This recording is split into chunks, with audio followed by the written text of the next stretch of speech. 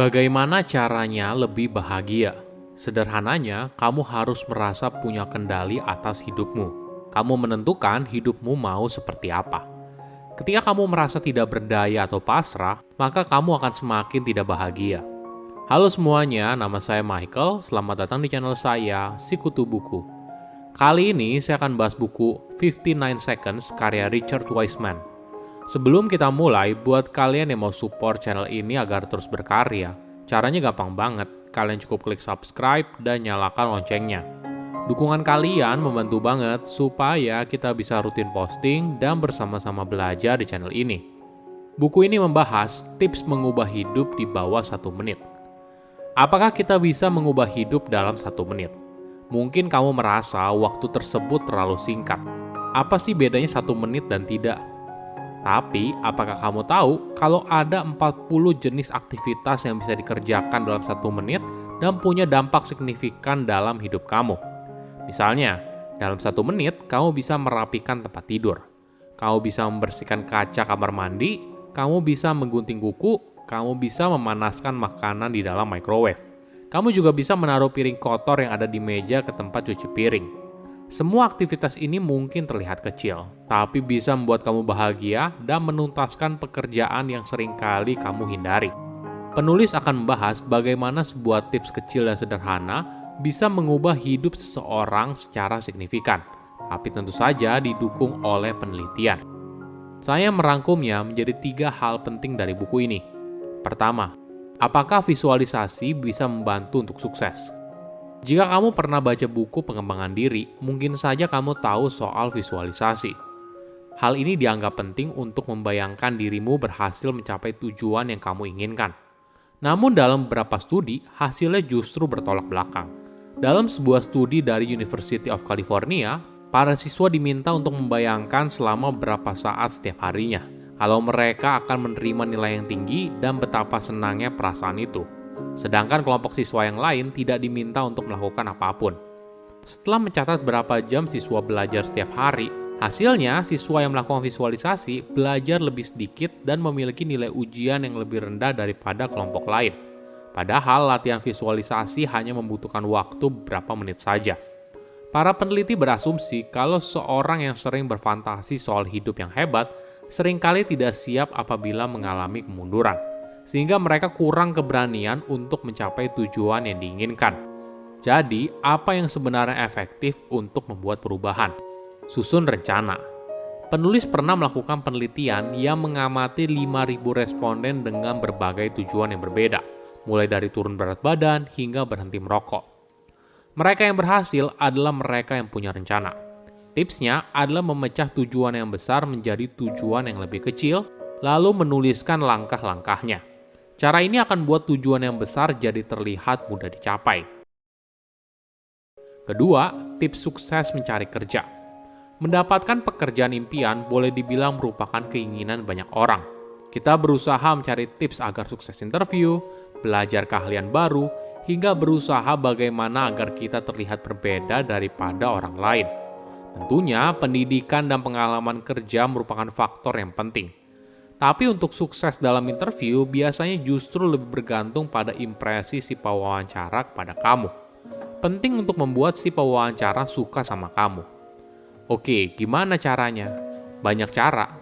Ada yang berbicara soal topik menarik yang sama sekali tidak berhubungan dengan pekerjaan. Yang lain berusaha menampilkan senyum dengan tulus. Atau ada juga yang berbicara soal kebaikan dari perusahaan yang sedang mereka lamar. Cara ini tidak sulit, tapi bisa memberikan dampak yang signifikan. Tips lain yang menarik adalah jangan panik ketika membuat kesalahan. Kadang, sesuatu yang kita anggap sebagai sebuah kesalahan belum tentu disadari oleh orang lain. Jadi, ketika kita bereaksi berlebih atau tiba-tiba meminta maaf, maka mungkin saja orang lain jadi ngeh, padahal sebenarnya tidak. Menjadi orang yang disukai tidak hanya berguna saat interview, tapi juga dalam kehidupan sosial. Jika kamu kurang disukai, maka kamu akan kesulitan menjalin pertemanan atau membujuk orang lain. Anehnya, orang yang kompeten sebenarnya tampak lebih menarik dan menyenangkan saat mereka membuat kesalahan daripada saat mereka mencoba untuk menjadi sempurna. Kenapa? Mungkin karena di momen itu mereka terlihat seperti manusia. Penulis membuat sebuah riset yang menarik. Para responden diminta untuk menonton pertunjukan dari dua aktris saat mendemonstrasikan sebuah blender. Aktris pertama mampu mengerjakannya dengan sempurna, sedangkan di aktris kedua terlihat berantakan, tutup blendernya terbuka, dan buah yang di blender jatuh mengenai bajunya. Walaupun para responden menilai pertunjukan aktris pertama sebagai sesuatu yang sempurna, tapi mereka menilai aktris kedua lebih disukai. Ketika ditanya lebih lanjut, para responden tidak bisa menjawab kenapa mereka menilai pertunjukan pertama sebagai hal yang sempurna, tapi pada aktris kedua mereka menilai pertunjukan itu lebih hangat. Namun perlu diingat, efek ini hanya muncul ketika kamu dilihat sebagai seorang yang kompeten. Jika kamu dipandang sebagai seorang yang biasa aja, maka kesalahan ini akan berakibat fatal dan membuat kamu terlihat buruk. Ketiga, kerja sendirian atau kelompok. Apakah kamu pernah diajak untuk brainstorming? Banyak orang merasa kalau untuk mencari ide kreatif harus dikerjakan dalam kelompok. Pemikiran ini mungkin mulai pada tahun 1940-an. Saat itu Alex Osborne, seorang eksekutif periklanan, mengklaim kalau bekerja dalam kelompok bisa menghasilkan ide 2 kali lebih banyak. Padahal banyak penelitian justru menemukan sebaliknya. Brainstorming justru malah menekan sebuah ide kreatif daripada membentuknya. Kenapa? Pada tahun 1880-an, seorang insinyur pertanian dari Perancis meminta para responden untuk menarik tali yang dikaitkan pada sebuah beban yang berat.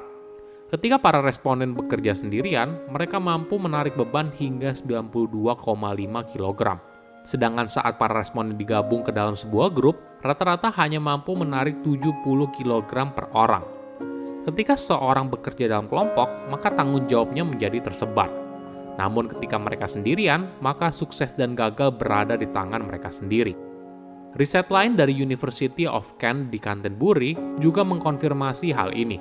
Responden yang bekerja secara independen mampu menghasilkan kualitas ide yang lebih baik dan kuantitas ide yang lebih banyak dibandingkan dengan mereka yang bekerja di dalam kelompok.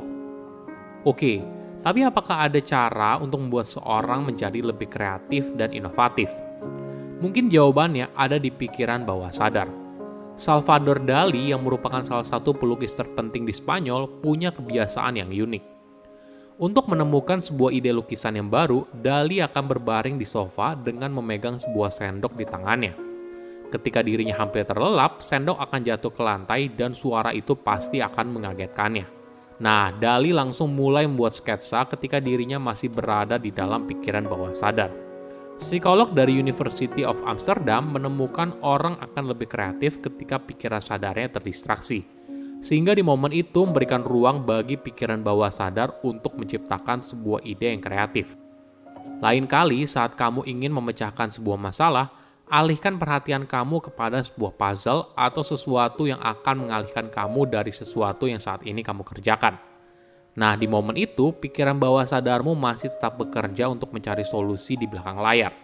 Tidak heran kamu mungkin tiba-tiba menemukan sebuah solusi di waktu yang tidak terduga, misalnya sedang di kamar mandi atau sedang bengong. Karena pikiran bawah sadarmu masih terus bekerja tanpa kamu sadari. Silahkan komen di kolom komentar pelajaran apa yang kalian dapat ketika baca buku ini. Selain itu, komen juga mau buku apa lagi yang saya review di video berikutnya. Saya undur diri, jangan lupa subscribe channel YouTube Sikutu Buku. Bye-bye.